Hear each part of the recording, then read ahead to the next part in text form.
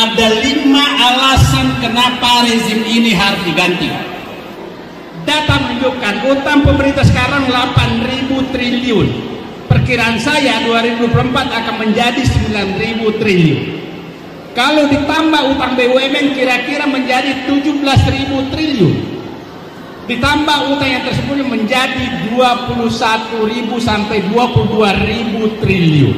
Jalan tol itu jalan untuk memeras dompet rakyat. Yang akan tinggal di sana adalah istana negara, presiden, menteri, ASN, Pak, TNI, Polri, dan orang-orang kaya yang diundang dari luar negeri untuk menempati ibu kota negara dengan HGU 190 tahun. Saya menyatakan telah menjual negara. Pertama, hampir sebagian besar tambang yang ada seperti nikel, boksit, tembaga dan lain sudah diserahkan ke Cina. Apakah kita harus diam melihat ini? Kan kalau seorang presiden berbohong, maka sumber segala kejahatan adalah di istana negara. Ya. Aparat memihak atau tidak netral dalam pilpres ini. Jangan salahkan kami semua kalau berubah menjadi kelompok perlawanan terhadap kezaliman.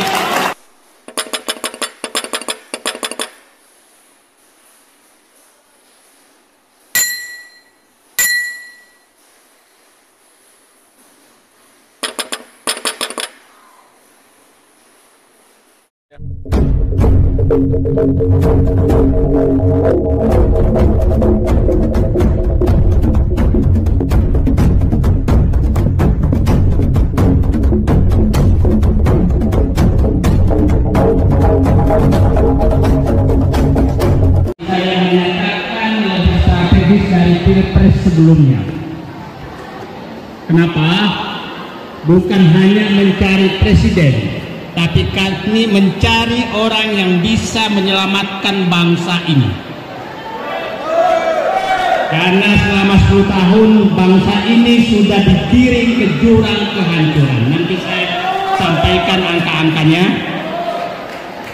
Pada kesempatan ini saya ingin menyampaikan kenapa rezim ini harus diganti, supaya nanti Bapak dan Ibu menyampaikan ke tetangganya yang masih di jalan sesat agar masuk ke barisan kita untuk menyelamatkan bangsa ini. Yang kedua, siapa atau seperti apa atau pemimpin seperti apa yang dibutuhkan bangsa ini. Yang ketiga, apa saja yang harus diperbaiki agar bangsa ini selamat. Itu 3 hal yang saya ingin sampaikan. Dan saya harap kalau bisa direkam, dan kalau ada intel juga hadir di sini direkam juga untuk laporkan ke atasannya bahwa orang-orang di sini adalah orang yang ingin menyelamatkan bangsa, bukan menghancurkan bangsa. Pertama, rezim ini harus diganti. Ada 5 alasan kenapa rezim ini harus diganti. Rezim ini supaya jelas adalah rezim Joko Widodo, supaya clear, jangan bilang rezim ini. Kenapa rezim Joko Widodo harus diganti? 1, rezim ini telah membangkrutkan negara. Kedua, rezim ini telah membuat penderitaan rakyat. Yang ketiga, rezim ini telah membebani utang 3-5 generasi akan datang. Keempat, rezim ini telah mematikan masa depan anak-anak muda.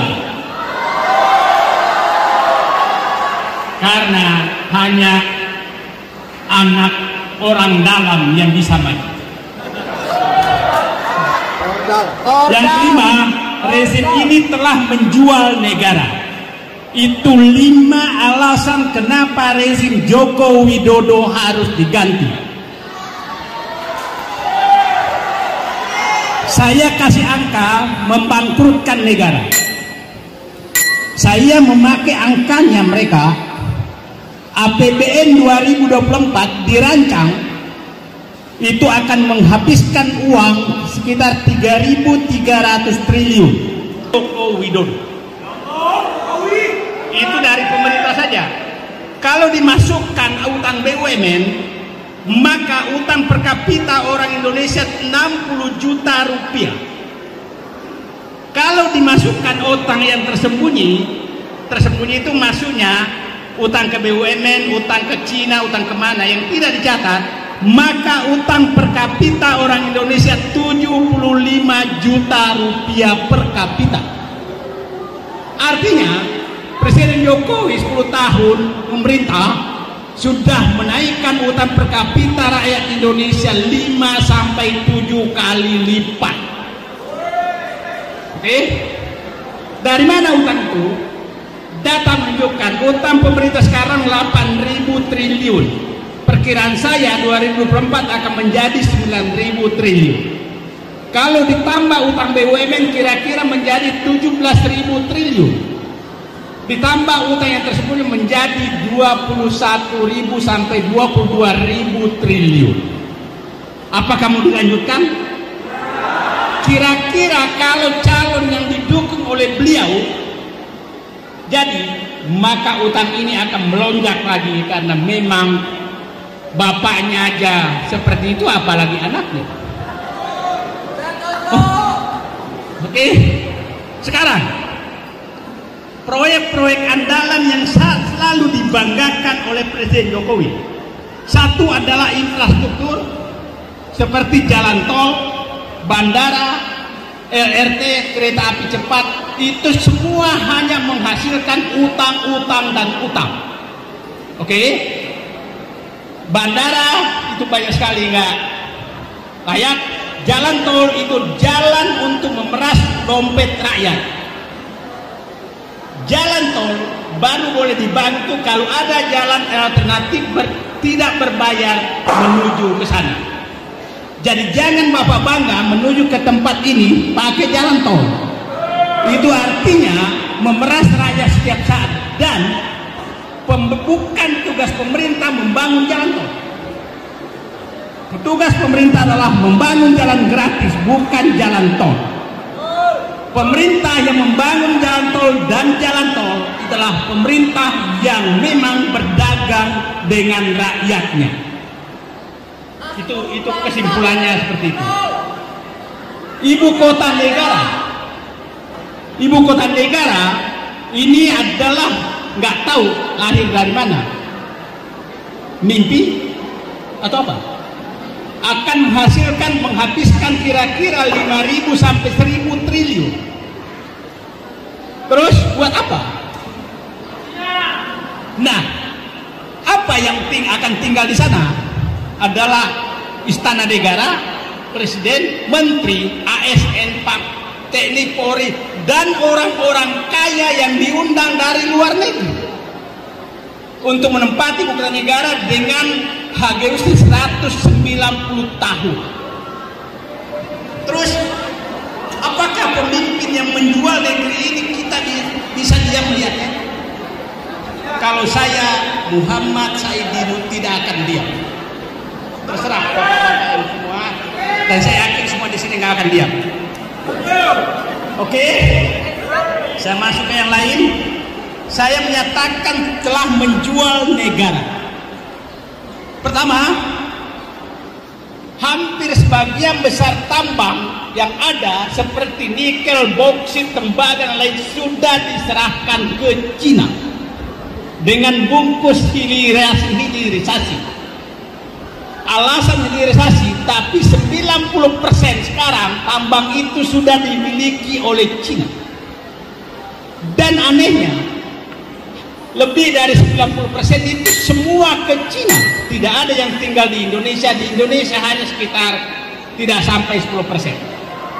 Bapak dan Ibu tahu, pemerintahan dan negara yang sehat adalah bahwa 60% hasil tambang itu harus masuk ke negara. Itu kenapa hanya 10% dan kenapa dikasih Cina semua? Apakah kita harus diam melihat ini? Oke? Proyek strategis nasional. Banyak sekali dibuat proyek strategis nasional untuk diserahkan ke asing. Saya minggu lalu datang ke Rempang yang hampir diserahkan oleh rezim ini kepada Cina. Untung ibu-ibu semua di sana melawan, dan saya datangi mereka. Kalau proyek strategis nasional ini dilanjutkan dan Rempang kemarin selamat, maka kita yang sedang duduk di sini bisa saja Presiden menyatakan ini jadikan proyek strategis nasional, maka pesantren ini digusur. Itu yang harus kita lawan. Karena proyek strategis nasional ini adalah menghilangkan semua aturan dan semua aparat boleh mengusir rakyat. Pemerintahan otoriter seperti apa yang terjadi di negeri ini, dan kita diam semua. Oke? Nah, kita harus lawan hal-hal seperti ini. Yang kedua adalah penjualan BUMN. Banyak sekali BUMN yang sudah dijual dan bangkrut gara-gara diberikan penugasan yang merugikan seperti jalan tol, bandara, dan lain-lain. Terakhir, saya menyatakan pemimpin yang bisa memperbaiki negeri ini adalah pemimpin yang tidak suka berbohong dan tidak suka memberi janji-janji palsu. Tanamkan dalam diri kita, karena presiden ini awalnya berbohong dengan mobil SMK, maka kita semua kena getahnya. Orang tua saya menyatakan kebohongan adalah sumber segala kejahatan. Bapak bayangkan kalau seorang presiden berbohong, maka sumber segala kejahatan adalah di istana negara. Yang kedua, pemimpin yang mengangkat harkat dan martabat orang-orang miskin. Bukan pemimpin yang tiap hari hanya memikirkan untuk melempar oleh-oleh kepada rakyat miskin. Kita lihat kalau beliau berkunjung ke daerah, ia adalah melemparkan apapun yang ada di mobilnya kepada rakyat, termasuk melemparkan janji-janji palsu. Ini harus dihentikan. Pemimpin yang menghargai rakyat miskin, itulah yang kita butuhkan, bukan menjadikan rakyat miskin untuk disogok mendapatkan suara. Oke, yang ketiga adalah pemimpin yang tidak menjadi penyembah oligarki. Bapak bisa bayangkan, ketua tim pemenangan, dua calon itu adalah satu ketua kadin, dua bekas ketua kadin. Artinya memang mereka udah rencana bagi-bagi dong. Tapi biasanya kita orang miskin semangatnya lebih kuat daripada orang kaya. Dan mari semangat ini kita satukan untuk menunjukkan kepada mereka, wahai para penguasa dan orang-orang kaya, kamu tidak boleh, tidak bisa membeli suara rakyat. Dan kami akan menunjukkan bahwa bahwa bangsa ini kami akan ambil alih dari tangan kalian yang mau menghancurkan bangsa hampir 10 tahun terakhir. Yang keempat adalah pemimpin yang betul-betul melawan korupsi dan tidak membangun dinasti. Bagaimana ceritanya seorang anak kecil kalau dia jadikan calon wakil presiden? Tidak masuk akal sama sekali. Saya berharap adik-adik santriwati santriwan yang tiap malam belajar sangat keras melawan arogansi kekuasaan dengan menunjuk anaknya yang kita tidak tahu ilmunya apa. Itu anak muda harus melawan, bukan bapak-bapak lagi yang harus melawan. Yang terakhir adalah pemimpin yang tidak emosional, memaki-maki kemana saja. Bapak dan ibu sekalian, terakhir saya menyatakan pesan kepada intelijen yang hadir, sampaikan pesan kepada atasan Anda bahwa dari ruangan ini kami menyampaikan apabila aparat memihak atau tidak netral dalam pilpres ini, jangan salahkan kami semua kalau berubah menjadi kelompok perlawanan terhadap kezaliman.